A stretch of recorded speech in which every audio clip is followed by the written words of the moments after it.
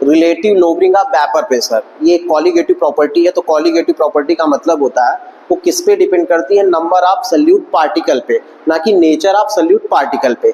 तो देखिए इसको समझने से पहले हम एक कॉन्सेप्ट समझेंगे। यहाँ पे देखिए प्योर सॉल्वेंट हमने लिया है और प्योर सॉल्वेंट है तो यहाँ पे देखिए ये यहाँ पे हमने एक सर्किल बनाया है। तो इवेपोरेशन मतलब इवेपोरेशन जो है एक सरफेस फिनोमिना है। तो प्योर सॉल्वेंट है, ये वोलाटाइल है, एक ऐसा है आपका वोलाटाइल है।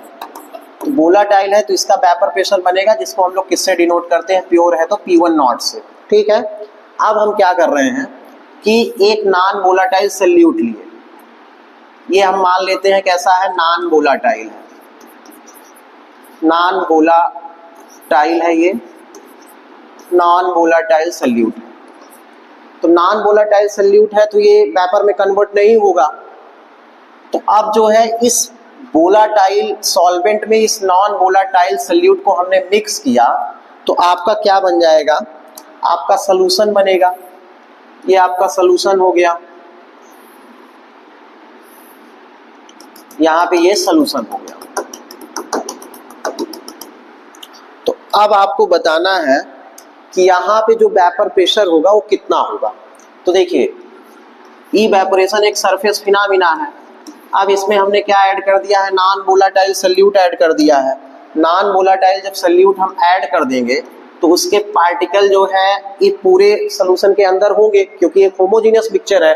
तो यहाँ पे वेपर कहाँ से बनेगा, यहाँ से वेपर बनेगा, यहाँ से बनेगा, यहाँ से बनेगा, यहाँ से नहीं बनेगा। जो क्रॉस साइन आपको दिख रहा है तो आपको लर्न रखना है जो सर्किल है वो सॉल्वेंट के लिए है और जो क्रॉस साइन है वो सल्यूट के लिए है। सल्यूट आपका कैसा है, नॉन वोलाटाइल है। तो हमने इस प्योर वोलाटाइल सॉल्वेंट में नॉन वोलाटाइल सल्यूट को ऐड कर दिया तो यहाँ पे देखिए वेपर कम बन रहा है। जब वेपर कम बनेगा तो प्रेशर भी कम होगा। तो उसको हम लोग किससे डिनोट करेंगे, P1 से। किससे डिनोट करेंगे, P1। अच्छा क्यों वेपर प्रेशर कम बन रहा है, तो आप रीजन बताएंगे कि जो इवेपोरेशन है वो एक सरफेस फिनोमिना है। तो रेट ऑफ इवेपोरेशन यहाँ पे कम होगा क्योंकि सरफेस एरिया ही कम हो जा रही है तो रेट ऑफ इवेपोरेशन भी कम होगा। तो जो वेपर प्रेशर लगेगा वहां पे वो कम होगा। तो अब बताइए किसका ज्यादा होगा, सॉल्वेंट का P1 नॉट है और सोल्यूशन का कितना है, P1। क्योंकि यहाँ पे सल्यूट ऐड किए, नॉन वोलाटाइल, इसका कुछ वेपर प्रेशर होगा नहीं तो इसको हम लोग क्या डिनोट करेंगे, P1। ये पार्शियल है। तो आपको पढ़ना क्या था, रिलेटिव लोबरिंग ऑफ वेपर प्रेशर। फिर से समझिए, ये प्योर सॉल्वेंट है, इसका हमने इवेपोरेशन या वेपर प्रेशर हमने कितना कंसीडर कर रहा है, P1 नॉट, क्योंकि ये प्योर है, वोलाटाइल है। इसमें हमने नॉन वोलाटाइल सल्यूट ऐड किया तो सोल्यूशन बन गया। ये आपका क्या है, सोल्यूशन। तो देखिए इवेपोरेशन एक सरफेस फिनोमिना है तो यहाँ पे नॉन वोलाटाइल के पार्टिकल आ गए, मतलब सल्यूट के पार्टिकल आ गए हैं। तो देखिए ये जो क्रॉस साइन है ये सल्यूट के हैं तो यहाँ पे जो वेपर प्रेशर लग रहा है वो कम है, उसे हम क्या बोलेंगे, पार्शियल, क्योंकि अब ये प्योर नहीं रह गया क्योंकि इसमें हम नॉन वोलाटाइल सल्यूट ऐड कर दिए हैं।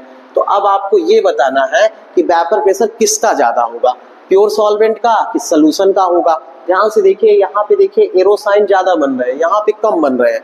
तो वेपर प्रेशर ऑफ सॉल्यूशन जो है वो आपका कम होगा। तो रिलेटिव लोबरिंग ऑफ वेपर प्रेशर को हम लोग किससे डिनोट करते हैं, तो हम लोग डिनोट करते हैं इसको डेल्टा P1 से। तो देखिए डेल्टा P1 इक्वल टू क्या हो जाएगा, मैक्सिमम माइनस मिनिमम। तो वेपर प्रेशर किसका ज्यादा है, सॉल्वेंट का। तो P1 नॉट माइनस क्या हो जाएगा, partial vapour pressure of solution.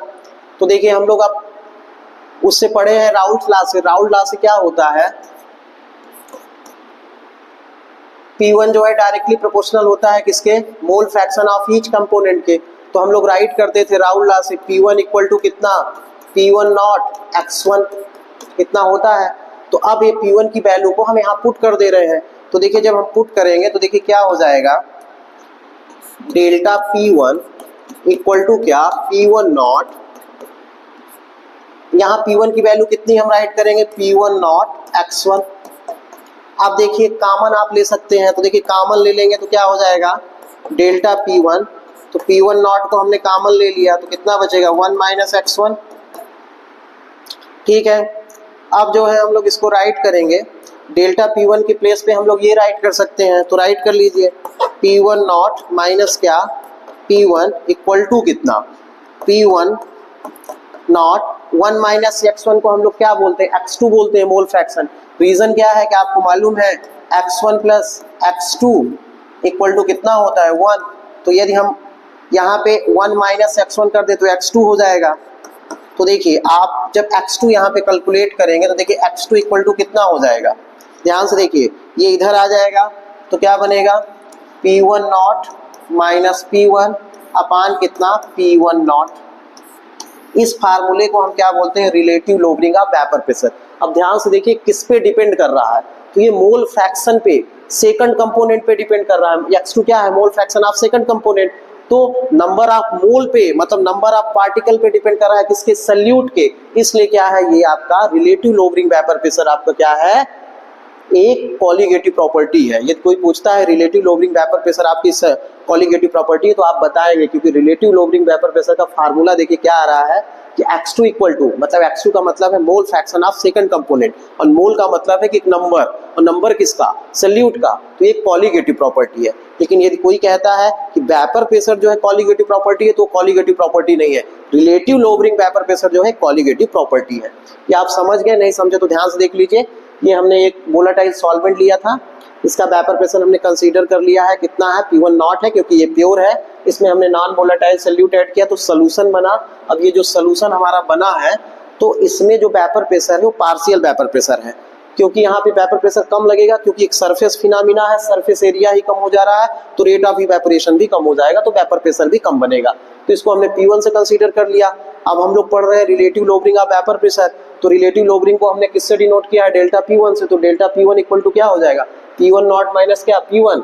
तो अब ये राउट लॉ है, राउट लॉ से क्या होता है, P1 not, P1 equal to क्या होता है, P1 नॉट x1 होता है। तो इसकी वैल्यू हमने पुट कर दी है, तो क्या राइट कर लेंगे, डेल्टा P1 इक्वल टू क्या, डेल्टा P1 इक्वल टू क्या, P1 नॉट माइनस कितना, P1 नॉट x1।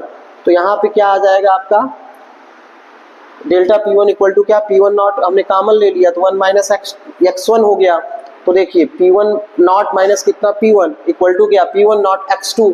तो x2 इक्वल टू कितना हो जाएगा, P1 नॉट माइनस क्या, P1 अपान क्या, P1 नॉट। अब ये रिलेटिव लोबरिंग वेपर प्रेशर है, किसके, देखिए यहाँ पे किसके रिलेटिव है, मतलब किसके पे डिपेंड कर रहा है, तो ये number of moles of solute particle पे, इसलिए कॉलीगेटिव प्रॉपर्टी है। अब देखिए इसको आगे आप राइट कर सकते हैं, x2 के प्लेस पे आप क्या राइट कर सकते हैं, x2 पे हो जाएगा n2 अपान क्या, n1 plus n2 equal to क्या, P1 नॉट माइनस कितना, P1 अपान क्या, P1 नॉट। अब देखिए ये डाइल्यूट सोल्यूशन के लिए आपको लर्न रखना है कि डाइल्यूट सोल्यूशन के लिए n2 जो है आपका लेस देन है किससे, आपके n1 से। n1 के कंपेयर में n2 की वैल्यू जो है बहुत कम है, तो इसे डिनोमिनेटर से नेग्लेक्ट कर देंगे।